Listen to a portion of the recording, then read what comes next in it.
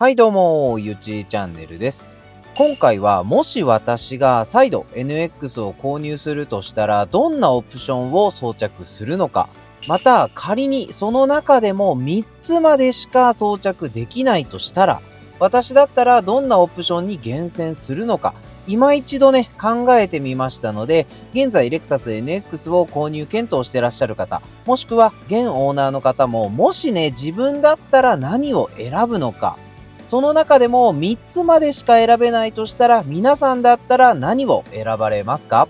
今一度一緒に考えながら楽しんでみてもらえると嬉しいです。絶対に外せないベストマイオプションなどありましたら、ぜひそちらもね、コメント欄にて教えてください。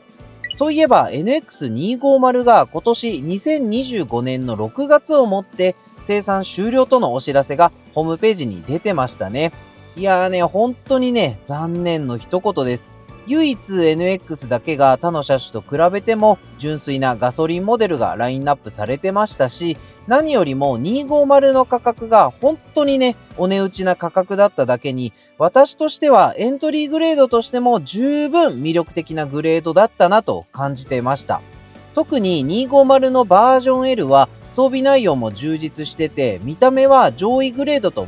全く変わらないエクステリアとなってます。乗り出し価格も約600万弱と、結構高コスパなモデルだっただけに本当にね、残念な幕引きと今回なってしまいましたね。まあでもこればっかりはね、ほんと仕方ないなと思います。今年の1月30日にリリースされたレクサスインターナショナルの渡辺剛さんと読むんですかね。渡辺プレジデントからこんなコメントが掲載されてました。その内容は、2024年はレクサスとして新たな価値体験を提案した新型の LBX と GX を発売し、たくさんのお客様からご好評の声をいただきました。また、新開発拠点でもあるトヨタテクニカルセンター下山が本格稼働し、レクサスカンパニーとして新たな開発体制をスタートさせることができました。2025年も新型モデルや新たなコンセプトのお披露目を予定しています。とのコメントがあったことからも、今年の NX 年次改良では、もしかすると BEV 車両の追加投入とかですね、新規グレードが発表されるかもしれませんね。まあ全くのね、未知数ではあるんですが、NX のさらなる飛躍に今後期待していきたいと思います。少しね、話が脱線してしまったんですが、話を戻しまして本題に入っていきたいと思います。まず、オプションを選ぶ上で、どのグレードにするかなんですが、ここはやはり NX の人気グレードでもある 350H F スポーツモデルでいきたいと思います。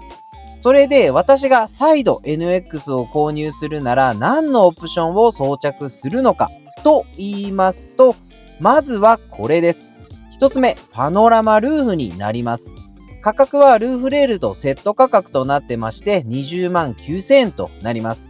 その理由なんですが、当チャンネルをね、日頃からご覧になっている方はもうわかるかと思うんですが、私は自称リセールうるさいおじさんですので、ルーフ系装備は絶対につけないと気が済まない。そういう病気にかかってますので、ルーフ装備はマストアイテムとなってます。二つ目は、これももはや鉄板オプションですよね。そう、オレンジキャリパーになります。価格は4万4000円となります。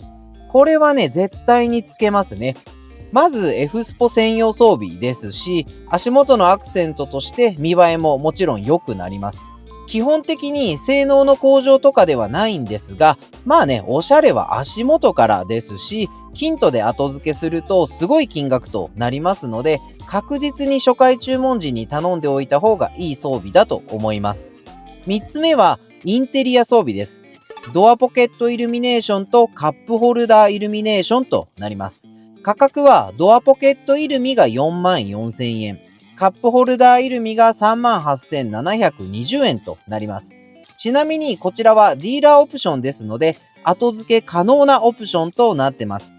合計8万2720円と、かなりね、高額オプションなんですけど、私的にこのオプションを押す理由は、私が光り物大好きおじさんだという以外にもちゃんと理由はあります。それは上位モデルの RX では設定されてないオプションだということです。具体的には RX の F スポーツモデルではもともとドアポケットイルミは非装着となっているからなんです。またカップホルダーイルミについても RX では標準設定されていませんし、ディーラーオプションの設定ももちろんありません。なのでこちらのイルミパッケージが選べるのは現状 NX だけなんですよね。それでいてこちらのオプションはもちろんマルチカラーの色変更とかも対応してますし、改良後は光量自体も3倍にアップしてるんで、夜の車内の雰囲気がよりムーディーになること間違いなしのオプションとなってます。特に後席には足元照明がもともと装備されていませんので、ドアポケットイルミを装着するだけでも後席足元が結構ね明るくなる印象があります。価格だけで見るとかなり高額なオプションなんですが、私的に価格以上の満足度が十分得られるオプションなんじゃないかなと思います。特に光り物が好きな方にはね、より刺さるかと思いますので、おすすめのオプションかなと思います。4つ目ですが、これも鉄板オプションの一つとなります。そう、デジタルインナーミラーとなります。価格は44,000円となります。こちらのオプションも皆さん必ずね、選ばれるオプションの一つではないのかなと思います。2023年以降からは画質の向上と映像の白飛びが軽減されて、昼夜問わずより見やすくなりましたし、NX を契約される方のほとんどが装着されるであろうオプションなのではないかなと思います。最後、5つ目はドライブレコーダーですね。こちらはね、別に社外品でもいいとは思うんですが、めんどくさがり屋な私としては注文時に必ず装着してしまうものとなってます。ということで、以上が私が再度 NX を購入するなら、きっと装着するであろうマストオプション5つとなります。現在私が乗っている NX350H バージョン L を契約した際に装着したオプション、置くだけ充電、寒冷地仕様、HDMI 端子の増設、アクセサリーコンセント、ITS コネクト、あとナビキャンセラーとかはですね、今回選びませんでした。その理由なんですが、置くだけ充電に関しては現在第5世代に進化してて、結構ね使い勝手は向上してると思うんですが、絶対に必要かと言われるとぶっちゃけね有線接続で十分対応できちゃいます。寒冷地仕様は私の住んでる地域はほぼ降雪がない地域ですので、いらないかなと今回判断しました。ちなみに寒冷地仕様を選択すると冷却水の濃度が 50% となってさらにね凍結しにくくなりますし、フロントガラスに熱線が配置されます。またワイパーモーターもより強力なものとなってリアフォグも2つ装備されます。そして電気式の補助ヒーターも追加されます。オプション価格では 18,700 円となってまして、この価格でこれだけの装備が付加されますので、少しでもね、降雪した際の不安がある地域の方は絶対に装着した方がいいオプションなのかなと感じてます。次に HDMI 端子なんですが、もう今ではね、カープレイ対応の Android デバイス、先日紹介させていただいた Oddcast ですとか、ヘインカーさんの HMAX とかがあれば、さほどね、必要性はないのかなと感じました。NX の場合、画面サイズは HDMI の方が確かにね、大画面で視聴はできるんですが、正直ですね、もうこの辺はね、慣れかなと思います。もうほんと慣れてしまえば、オッドキャストでの表示領域であっても、日常特にね、不満に感じることっていうのは少なくなってしまうのかなと思いました。アクセサリーコンセントについてもですね、災害時ですとか非常時などは重宝するオプションかなと思うんですが、私の使用環境下ではそこまで必要性を感じませんでした。ITS コネクトについても同様ですね。救急車の接近告知以外は田舎で使用する私としてはメリットはね、ほぼありませんでした。そして最後にナビキャンセラーなんですが、確かですね、当時の価格が約5万円ほどしたと思うんですが、先ほどね、お伝えした Android 機器があれば、キャンセラーは必要ないですね。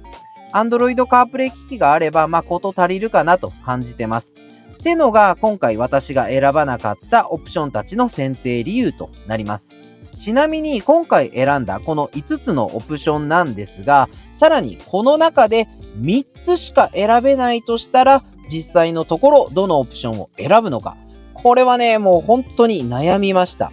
で、悩みに悩んで出した答えがこちらとなります。1つ目、パノラマルーフ。2つ目、オレンジキャリパー。3つ目、デジタルインナーミラーと、この3つとなりました。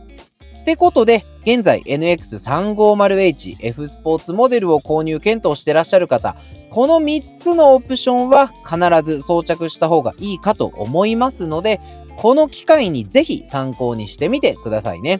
とはいえ、皆さんならどのオプションを選びますか？実際3つしか選べないとしたら、皆さんだったらどのオプションを厳選して選びますか？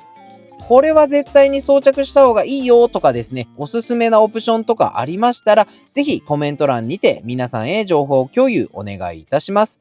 ということで、今回は私が再度 NX を購入するなら装着するオプションはというテーマで考察させていただいたんですが、いかがだったでしょうか？実際 NX を購入するとなると、どのオプションをね、装着しようかってもう本当に悩みますよね。メーカーオプションは注文時にしか取り付けできませんし、キントで後付けしようとすると元値の3倍から4倍の価格となってしまいます。できることならフルオプションで注文したい。なんだけどそうすると支払い総額がより高額となってしまうと。でもね、せっかく NX を購入するんだから妥協したくないし、後悔だってしたくない。一体全体どうしたらいいんだってね、そう思ってしまうのが世の常だと思います。今回の動画がそんな思いを抱いている方の少しでもね、後押しとなればいいなと思っております。最後までご視聴いただきありがとうございます。今後もレクサスファンチャンネルとして様々なレクサス関連動画を毎週配信する予定です。私登録者1万人目指しておりますので、レクサス好きの方はぜひチャンネル登録で今後も応援よろしくお願いいたします。それではまた次回の動画でお会いしましょう。またねー。